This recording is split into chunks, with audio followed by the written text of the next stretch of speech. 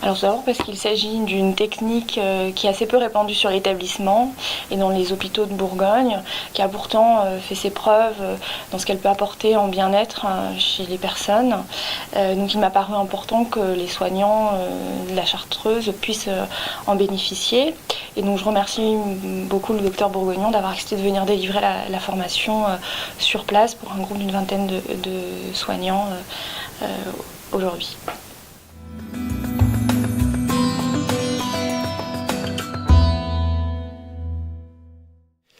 Alors, je suis psychiatre, psychothérapeute, formé aux thérapies cognitives et comportementales et à la thérapie d'acceptation et d'engagement, qui est le prolongement, on va dire, psychothérapique de la méditation de pleine conscience. Et je suis par ailleurs instructeur en méditation de pleine conscience, on dit MBCT, pour thérapie cognitive basée sur la mindfulness. Voilà, donc ça c'est mon parcours, on va dire, au niveau des qualifications professionnelles et psychothérapiques. Et actuellement, je travaille en tant que praticien hospitalier au centre psychothérapique de Nancy, où je collabore étroitement avec le professeur Chouane à Nancy.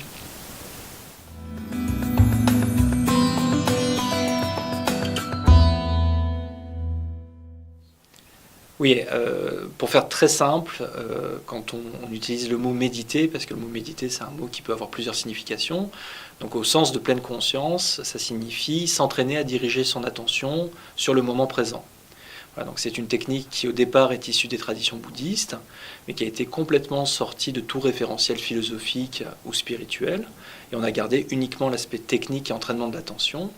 Et aujourd'hui, c'est une approche, une pratique qui est vraiment utilisée à différentes fins et en particulier dans une perspective de soin. Ce qui est important aussi quand on parle de méditation de pleine conscience, quand on cherche à définir cette technique, c'est de définir aussi ce qu'elle n'est pas.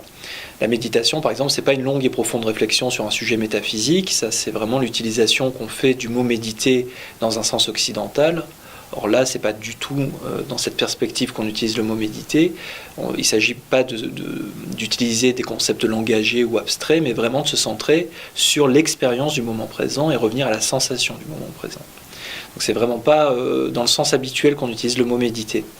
Ce n'est pas non plus une pratique spirituelle. Au départ, c'est issu des traditions bouddhistes, mais aujourd'hui on en a fait un outil de régulation attentionnelle et d'entraînement de l'attention.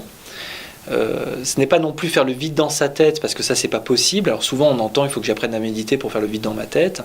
Faire le vide dans sa tête, ce n'est pas possible. On ne peut pas empêcher l'esprit de faire de la pensée. Par contre, ce que nous apprend à faire la méditation, c'est à modifier le rapport qu'on entretient avec nos pensées et à faire autre chose que de se faire emporter par nos pensées dès qu'il y en a une qui traverse notre esprit. Donc on modifie le rapport qu'on a avec elle. Et puis la méditation, c'est aussi très différent de la relaxation ou de l'hypnose. Il y a très souvent des confusions avec toutes ces approches.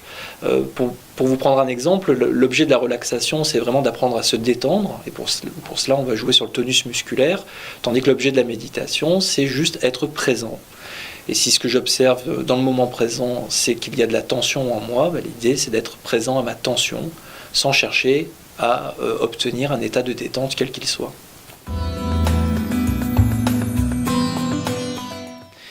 Alors aujourd'hui, la méditation telle qu'elle est délivrée dans un contexte de soins, pour l'essentiel, ça se fait à travers des programmes validés qui se font en 8 séances hebdomadaires, donc une séance par semaine pendant 2 mois. Et c'est des séances au cours desquelles il va y avoir 1 ou 2 instructeurs qui vont délivrer la méditation à un groupe de 15 à 20 participants en moyenne. Et pendant ces séances, donc, on va avoir des exercices de méditation, il y a une thématique qui est développée pour chaque séance. Et ensuite, on va demander aux participants tous les jours de répéter les exercices de méditation qui ont été vus pendant la séance, tous les jours de la semaine jusqu'à la séance d'après. Ce qui fait que les personnes, quand elles s'engagent dans un programme de méditation, elles s'engagent à méditer 1 demi-heure, 3/4 d'heure par jour, tous les jours pendant 2 mois. Ce qui est quand même quelque chose d'assez exigeant, surtout quand on n'a jamais médité. Mais c'est comme ça que l'essentiel de la méditation a été testé et validé en médecine. Et aujourd'hui, avec ce type de protocole-là, on a d'excellents résultats dans le domaine de la santé, en particulier sur toutes les pathologies pour lesquelles le stress est connu pour être un grand aggravateur, comme les problèmes d'hypertension artérielle, l'amélioration des fonctions cardiaques, des problèmes d'immunité, des dermatoses intriquées avec le stress comme le psoriasis, la gestion des douleurs chroniques. Et plus spécifiquement au niveau de la psychiatrie, les indications vraiment de choix aujourd'hui sont représentées vraiment en premier lieu par la prévention de la rechute dépressive chez les patients qui ont des troubles dépressifs récurrents et la gestion du stress, de l'anxiété chronique et de l'insomnie. Ça va également être très utile pour tous les problèmes d'impulsivité, les problèmes d'addiction, les troubles des conduites alimentaires et puis pour améliorer le bien-être en général. Le premier programme qui a été proposé dans une perspective de soins, c'est le programme MBSR pour gestion du stress basé sur la mindfulness. Et c'est John Kabat-Zinn, qui est un professeur de biologie américain, qui travaille dans le Massachusetts, et qui est le premier donc à proposer cette approche dans un contexte de soins. Il l'a proposé à la fin des années 70.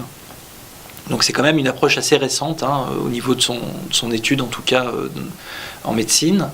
Mais très rapidement, en fait, il y a eu un gros focus de la communauté médicale et scientifique sur cette approche.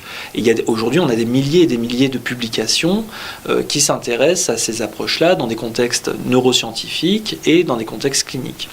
Et puis dans les années 90, il y a l'équipe de Zindel Segal, qui est un psychothérapeute canadien, qui s'est intéressé plus particulièrement à la question de la prévention de la rechute dépressive et qui a créé donc le deuxième programme qui est très étudié en psychiatrie, donc pour MBCT, c'est thérapie cognitive basée sur la pleine conscience, et qui aujourd'hui est probablement la stratégie qui est non médicamenteuse la plus efficace au monde pour aider les patients à ne pas rechuter sur le plan dépressif. Et ça marche aussi bien au regard des dernières études que le maintien du traitement antidépresseur au long cours. Donc c'est vraiment une approche extrêmement intéressante, surtout quand on sait que la dépression est en passe de devenir le premier problème de santé publique au monde. Donc c'est une approche dont l'intérêt ne cesse de croître. Chaque année, il y a un nombre plus conséquent que l'année précédente de publications sur cette technique. Les Américains, les Anglais, puis nos collègues belges et suisses ont déjà beaucoup utilisé cette approche et continuent de l'étudier. Et puis voilà, donc maintenant ça arrive en France et on espère bien pouvoir essaimer et diffuser cette approche le plus largement possible.